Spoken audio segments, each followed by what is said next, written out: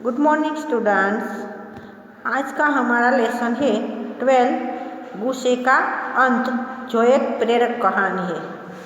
गुस्से का अंत, ये आप तो बहुत इससे परिचित होंगे, क्योंकि गुस्सा तो हम सबको आता है, किसी को ज़्यादा किसी को कम। बिना गुस्से के कोई भी व्यक्ति नहीं रह सकता, हर किसी को गुस्सा तो आ ही जाता है। पर गुस्सा करने से हमारा कितना नुकसान होता है वो हम इस प्रेरक कहानी से देखते हैं कि एक बालक को बहुत गुस्सा आता था, उससे वो क्या क्या कर बैठता था। देखो, इस कहानी में एक अभिनव नाम का लड़का है जिससे गुस्सा बहुत आता है तथा वह गुस्से में अपशब्द बोलता है। उसके इस व्यवहार से उसके माता पिता बहुत परेशान हैं। अंत में उसकी माँ ने एक तरकीब के द्वारा उसे यह एहसास कराया कि हथियार से लगे घाव भले ही दवाई या मरम्मत से ठीक हो जाए, लेकिन अपशब्द या बुरे व्यवहार से हृदय पर लगी चोट कभी ठीक नहीं होती। वे चोट हमेशा दुख ही देती है। यह जानकर अभिनव तय करता है कि वह कभी गुस्सा नहीं करेगा तथा किसी को बुरे शब्दों से चोट यानी दुख नहीं पहुंचाएगा। तो देखो, इसमें अभिनव नाम का एक लड़का है जो बहुत गुस्सा करता है और गुस्से में दूसरे बच्चों को मार भी देता है और अपशब्द भी बोलता है। हर किसी के साथ गुस्सा कर देता है और अपशब्द बोलता है, तो वो बहुत गंदी बात होती है ना। किसी को हम जो भी कड़वे वचन बोलते हैं तो सामने वालों को कितना दुख होता है, ये तो बहुत खराब बात होती है। इसीलिए उसके मम्मी पापा बहुत परेशान थे। तो उसकी मम्मी उसका गुस्सा शांत करने के लिए तरकीब सोचती है। तो हम इस कहानी के द्वारा देखते हैं। 10 साल के अभिनव को गुस्सा बहुत आता था। वह गुस्से में किसी को भी बुरा भला बोल देता था। उसकी इसी बुरी आदत के कारण आए दिन पड़ोस के घरों से उसकी शिकायतें आती। वह कभी किसी के साथ झगड़ा कर आता, कभी पीट कर आता। तो अब तो स्कूल से भी आए दिन शिकायतें आने लगी थी। उसके माता पिता उसे कभी प्यार से समझाते तो कभी डांटते भी थे, मगर उस पर कोई विशेष असर नहीं होता था। वे अभिनव की इस आदत से बेहद परेशान रहने लगे। देखो, अभिनव बहुत गुस्सा करता था तो पड़ोसी भी उसके घर शिकायतें लेकर जाते थे, क्योंकि उसके साथ भी वो गुस्सा करता था, उसके बच्चों के साथ झगड़ा करता था, मारपीट कर लेता था, कभी दूसरों बच्चों को पीट कर आता था, कभी वो उसकी पिटाई कोई कर देता था। अब तो स्कूल से भी उसकी शिकायतें आने लगी। स्कूल में भी वो जाता था तो क्लास के बच्चे होते उसके साथ भी वो झगड़ा कर लेता था, गुस्सा होता था। तो उसके बच्चों के पेरेंट्स भी शिकायतें लेकर स्कूल में आते थे। तो स्कूल के जो मैनेजमेंट होता है वो उसके माता पिता को बताते थे कि आपका बच्चा बहुत यहाँ गंदा व्यवहार करता है और गुस्सा करता है। तो उसके माता पिता उसको कभी डांटते थे तो कभी प्यार से समझाते थे, मगर उस पर ये असर नहीं होता था, क्योंकि उसका गुस्सा इतना बहुत बढ़ गया था कि कोई बात का उस पर कोई असर नहीं होता था। वे अभिनव की इस आदत से बेहद परेशान रहने लगे। उसको बहुत चिंता होने लगी कि अब क्या करें। एक दिन की बात है, अभिनव की माँ चिंता में बैठी इसी बारे में सोच रही थी। उन्हें अचानक एक तरकीब सूझी। वे इतना तो जानती थी कि यदि इंसान को गुस्सा आए तो उस समय उसका ध्यान कहीं दूर बातों में लगा दिया जाए तो गुस्सा खुद ही शांत हो जाता है। गुस्सा तब ही शांत हो जाता है यदि उसे बाहर निकलने का कोई रास्ता मिल जाए। अभिनव की माँ ने यही तरकीब अभिनव पर आजमाने का फैसला किया। देखो, अभिनव की माँ है ना, वो बहुत चतुर है और वो एक दिन चिंता में बैठी थी, क्योंकि हर एक माँ को अपने बच्चे की कोई बुरी आदत होती है तो उससे उसको चिंता होती है, क्योंकि सब लोग उसको उसके बच्चे के बारे में सुनाते हैं। तो वो अपने जो कोई माँ है तो उसके बच्चे के बारे में कोई बुरा बोलता है तो उसको अच्छा नहीं लगता है। तो वो चिंता में बैठी थी, पर वो एक अजीब सी तरकीब सूझ आई उसको। और वो जानती थी कि यदि कोई भी इंसान को अगर किसी को गुस्सा आए तो हम इसका ध्यान कहीं दूसरी ओर बटा देना तो उसका गुस्सा शांत हो जाता है। और गुस्सा तभी शांत होता है कि वो बाहर निकल जाए। गुस्सा है वो दिमाग से या दिल से बाहर निकल जाए तो फिर गुस्सा शांत हो जाता है। तो अभिनव की माँ यही तरकीब अभिनव पर आजमाने का फैसला करती है। अगले दिन माँ ने अभिनव को अपने पास बुलाया और प्यार से बोली, तुम मेरे प्यारे बेटे हो और मैं जानती हूँ कि तुम भी मुझे बहुत प्यार करते हो। क्या तुम मेरी एक बात मानोगे? देखो, माँ है ना, माँ तो माँ ही होती है। उसको अपना बच्चा जैसा भी हो, बुरा हो या अच्छा हो, उसको बहुत प्यार करती है। तो वो बोली कि तुम मेरे प्यारे बेटे हो, मैं जानती हूँ कि तुम भी मुझे बहुत प्यार करते हो। आप भी अपनी मम्मी को प्यार करते हैं ना, उसी तरह वो भी अपनी मम्मी को प्यार करता था। तो वो बोली कि क्या तुम मेरी एक बात मानोगे? मम्मी उसको पूछती है बड़े प्यार से। फिर अभिनव बोला, हाँ माँ, बोलिए, क्या बात है? बेटा, तुम्हारे गुस्से से तुम्हारा कितना नुकसान हो रहा है। तुम्हारे दोस्त कितने कम रह गए हैं। स्कूल से भी आए दिन शिकायत आती रहती है। देखो, माँ को बहुत चिंता हुई कि बेटा तुम्हारा गुस्सा कितना नुकसान कर रहा है तुम्हें। उसके कई अच्छे दोस्त थे, तो उसके ये व्यवहार से गुस्सा करता था, गंदी बातें बोल देता था, अपशब्द बोलता था। इसके कारण उसके दोस्त भी कम हो गए थे, सारे दोस्त उसका साथ छोड़ रहे थे। तो स्कूल से भी शिकायतें आने लगी। स्कूल से जो शिकायतें जाए वो तो बहुत गंदी बात होती है, क्योंकि स्कूल में तो हमारी अच्छी रहनी चाहिए आदत, वरना हमारी शिकायतें जाती है तो हमारा सब पर वो उसका असर दिखता है, रिजल्ट में भी। और सारे शिक्षक भी हमसे नाराज़ हो जाते हैं।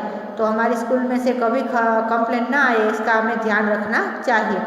माँ, मैं तो अपनी तरफ से गुस्से को रोकने की कोशिश करता हूँ, मगर जब मुझे गुस्सा आता है तो पता नहीं मुझे क्या हो जाता है। उसने विवश स्वर में कहा। देखो, वो गुस्सा करता है ना, उस आदमी को इतना गुस्सा आ जाता है कि उसको भी पता नहीं चलता कि वो गुस्से में क्या क्या बोल गया और उसको गुस्सा कब आ जाता है। वो गुस्से को रोक ही नहीं पाते हैं। तो वैसे ही अभिनव के साथ हुआ। वो अपनी माँ से कहता है कि मुझे पता ही नहीं चलता, मुझे गुस्सा बहुत आता है, मैं रोकने की बहुत कोशिश करता हूँ, फिर भी गुस्सा नहीं रुकता है। माँ ने अभिनव को अपने पास बिठाते हुए कहा, मैं जानती हूँ बेटा, लेकिन मेरे पास इसका एक उपाय है। क्या? अभिनव ने पूछा, क्या उपाय है माँ? माँ ने उसे समझाते हुए कहा, अब से जब तुम्हें गुस्सा आए और वह आपे से बाहर होने लगे तो तुम घर के बाहर वाली दीवार पर जाकर एक कील ठोक देना। ऐसा करने से हो सकता है तुम्हें थोड़ी सहायता मिले।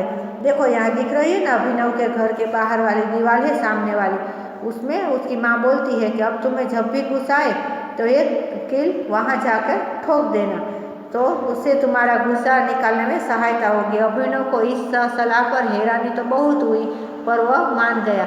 अभिनव को कुछ आश्चर्य लगा कि ये क्या माँ बता रही है, फिर भी वो उसकी बात मान जाता है। अगली बार जब उसे गुस्सा आया तो उसने वही किया जो माँ ने कहा था।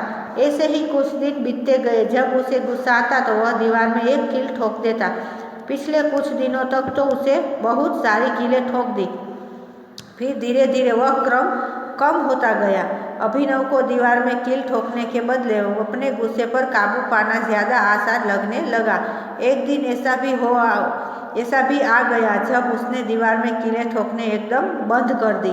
एक दिन ऐसा भी आता है कि उस दीवार पर कील ठोकने वो बंद कर देता है और उसे अपने आप गुस्सा काबू में करना उसको आ गया। उसने यह बात जाकर अपनी माँ को बताई। वे बहुत खुश हुई और बोली, बेटा, मैं तुमसे बहुत खुश हूँ, तुम बहुत समझदार हो गए हो, मगर अब एक काम और कर दो। तुमने जितनी कीलें दीवार में ठोकी है उन्हें रोज एक एक करके उखाड़ दो। उसकी माँ बोलती है कि तुमने जितनी कीलें दीवार में ठोकी है रोज एक एक करके उखाड़ दो। वो खुश हो जाती है और बोलती है, इसीलिए वो ऐसा करने को बोलती है। अभिनव ने ऐसा ही किया, एक एक करके सारी कीलें उखाड़ दी। जब सभी कीलें निकल आई तो उसने आकर माँ से कहा, माँ, कुल 30 कीलें थी। माँ ने कुल 30 कीलें थी। इसका मतलब यह हुआ कि मुझे अपना गुस्सा काबू करने में करीब 1 महीने का समय लग गया, लेकिन अब मुझे खुशी है कि मैं अपने गुस्से को जीत चुका हूँ। उसकी माँ ने उसकी बातें सुनी, फिर बोली, चलो जरा मैं भी देखूँ तुमने कहाँ कीलें ठोकी थी। वह माँ को उस जगह पर ले गया जहाँ उसने कीलें ठोकी थी। दीवार की ओर देखते हुए माँ बोली, देखो बेटा, जहाँ जहाँ तुमने कीलें निकाली है वहाँ वहाँ सुराख हो गए हैं, और ये सुराख के निशान कितने भद्दे लग रहे हैं। जहाँ अभिनव ने कीलें ठोकी थी वहाँ से उसने कीलें वापस निकाल ली। तो वो देखते हुए माँ बोली, देखो बेटा, वहाँ उसने जहाँ उसने दीवार पर कीलें निकाली थी ना, वहाँ उसको लेकर जाती है अभिनव को, और दिखाती है कि देखो बेटा, तुमने कीलें निकाली है ना, वहाँ वहाँ सुराख हो गए, छेद हो गए हैं, देखो दीवार, पूरी दीवार में। तो ये सुराख के छेद कितने गंदे लग रहे हैं, निशान बढ़ गए हैं, वो भद्दे लग रहे हैं, यानी गंदे लग रहे हैं। अभिनव ने देखा तो वो शर्म से गर्दन झुका ली। माँ ने फिर कहा, ये दीवार तो मरम्मत के बाद पहले जैसी हो जाएगी, लेकिन जब हम गुस्से में किसी को अपशब्द बोलते हैं तो उसे दुख पहुंचता है, और दुख के घाव कभी नहीं भरते। हथियार से लगे घाव भले ही दवाई लगाने से ठीक हो जाए, लेकिन अपशब्द या बुरे व्यवहार से हृदय पर लगी चोट कभी ठीक नहीं होती। वे चोट हमेशा दुख ही देती है। अभिनव की माँ उसको समझाती है कि बेटा देखो, दीवार पर तो जो कील आपने ठोकी थी वहाँ उसके गंदे निशान बन गए हैं, वो तो मरम्मत के बाद दीवार को हम रिपेयर करवाएंगे तो अच्छी हो जाएगी। पर जो आप अपशब्द बोलते हो किसी को गुस्से में, वो बहुत दुख देते हैं, बहुत दुख पहुँचाते हैं। और दुख के घाव, किसी को हम अपशब्द बोलते हैं उसके घाव लगते हैं, वो कभी नहीं भरते। हथियार से लगे घाव भले ही दवाई से लगाने से ठीक हो जाए, हमें कहीं भी चोट लग जाती है छुरी चाकू से या कोई भी काम करने से, तो वो तो हम दवाई लगाएंगे तो अच्छी ठीक हो जाएगी और पहले जैसी हो जाती है। फिर जो किसी को हम अपशब्द बोलते हैं वो दिल पर, हमारे दिल पर घाव लग जाते हैं, वो कभी नहीं मिटते हैं। अपने अपशब्द या बुरे व्यवहार से हृदय पर लगी चोट कभी ठीक नहीं होती है, वह चोट हमेशा दुख ही देती है। अब अभिनव को माँ की बात समझ में आ गई थी। उसने तय किया कि वह कभी गुस्सा नहीं करेगा तथा किसी को बुरे शब्दों से चोट यानी दुख नहीं पहुँचाएगा। अब अभिनव है वो अच्छा बच्चा बन गया, उसकी माँ की बात वो समझ गया, और अपनी माँ ने जो उसके लिए तरकीब निकाली वो भी उसका बहुत काम आ गई। तो अब से अभिनव ने तय किया कि अब मैं कभी गुस्सा नहीं करूँगा और किसी को अपशब्द नहीं बोलूँगा। तो बच्चों, आपको इस कहानी से क्या सीख मिलती है? हमें गुस्से पर काबू रखना चाहिए, क्योंकि अक्सर हम गुस्से में अपशब्द बोल जाते हैं जिससे दूसरों को दुख पहुँचता है। तो बच्चों, आप भी अब कभी गुस्सा आए तो ऐसे ही कोई ना कोई तरकीब निकाल कर किसी को गंदे शब्द या नहीं करना और इससे निकलने की कोशिश करना। और कभी गुस्सा तो करना ही मत, क्योंकि गुस्सा हमारे सेहत के लिए भी खतरनाक होता है, इसीलिए गुस्सा करना बहुत गंदी बात है। और आज से आप भी अच्छे बच्चे बन जाएंगे, ऐसी मैं आशा रखती हूँ। चलो अब अपने देखते हैं शब्द। अब शब्द बुरे शब्द। एब्यूसिव वर्ड, ABUSIVEWORDS,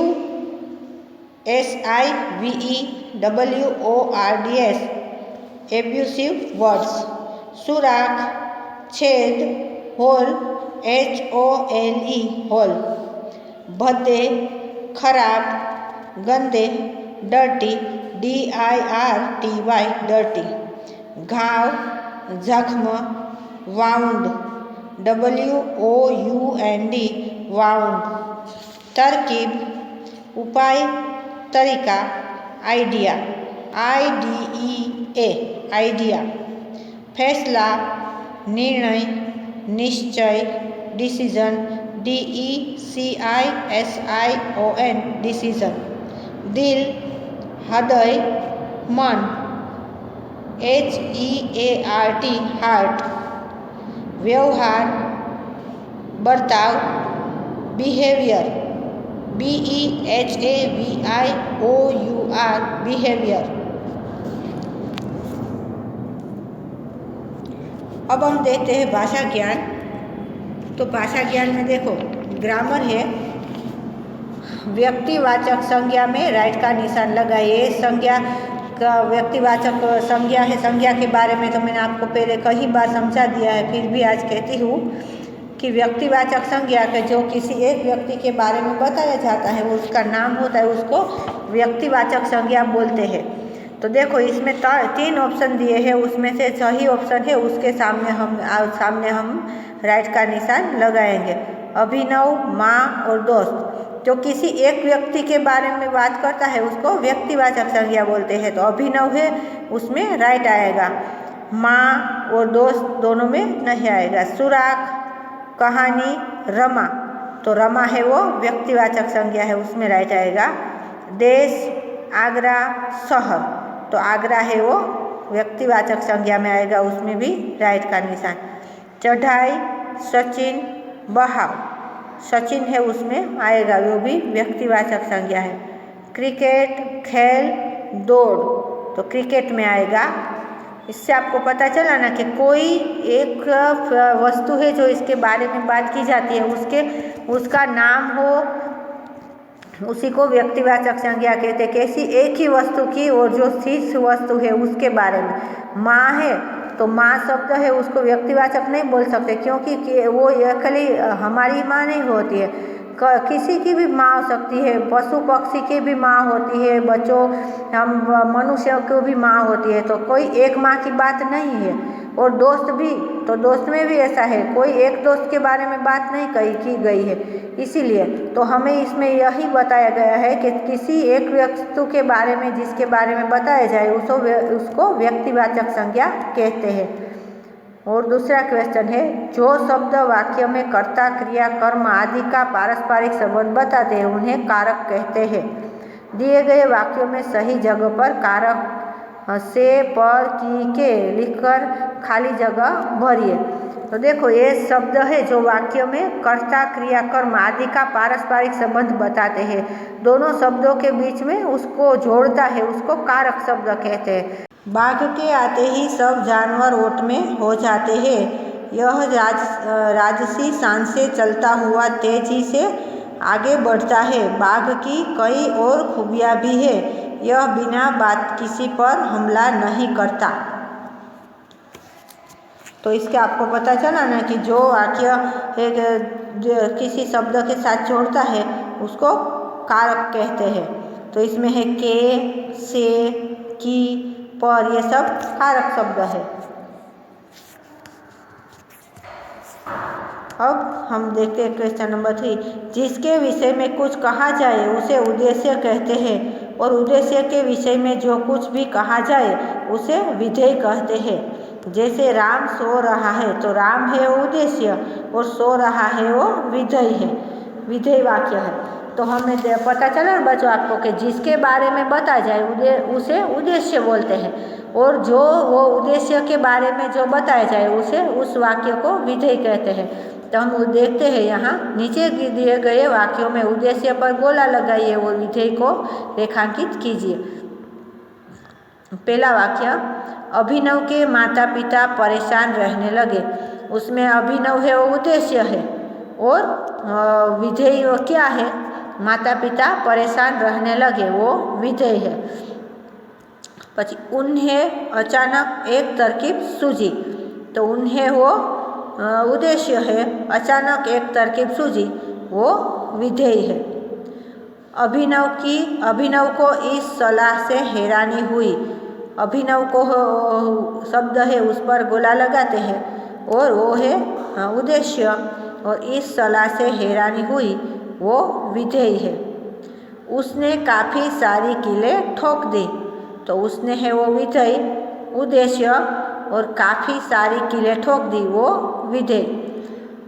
फिर क्वेश्चन नंबर 4, दिए गए शब्दों का वाक्यों में प्रयोग कीजिए। गुस्सा, हमें गुस्सा नहीं करना चाहिए। कीलें, अभिनव ने 30 कीलें ठोकी। तो इस वाक्य में प्रयोग तो आपको पता ही है कि जो शब्द दिया है उसको वाक्य के अंदर उपयोग करके वाक्य बनाते हैं, उसको वाक्य प्रयोग कहते हैं। तो बच्चों इस पाठ का आपको मजा आएगा समझने में, और अच्छी तरह से ये पूरी एक्सरसाइज और ये पाठ भी पढ़ना और एक्सरसाइज भी अच्छी तरह से बुक में लिख कर अपनी बुक कंप्लीट कर लेना और सब आपने लर्न कर ले लगना। बाय।